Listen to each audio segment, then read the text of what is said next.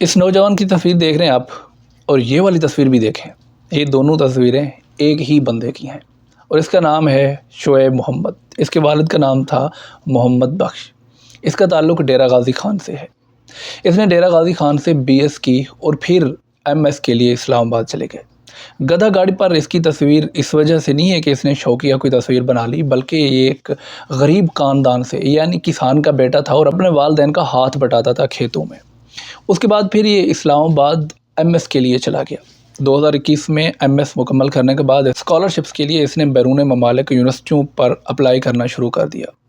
2024 تک یہ مسلسل اپلائی کرتا رہا، 3 سال تک اس نے ہمت نہیں ہاری۔ 2024 میں آخرکار اس کو ہانگ کانگ کی ایک یونیورسٹی نے نہ صرف فل اسکالرشپ دی بلکہ اس کو ایک ریسرچ جاب بھی آفر کی۔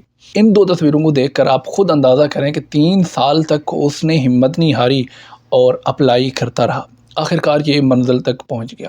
اس پوری کہانی سے یہ ہمیں سبق ملتا ہے کہ اگر آپ تھک ہار کر بیٹھ جاؤ گے تو پھر آپ اپنی پرانی ڈسٹینس تک پہنچ جاؤ گے، یا اگر آپ محنت کرتے رہو گے، اگر ہمت نہیں ہارو گے تو کہیں نہ کہیں منزل تک ضرور پہنچو گے۔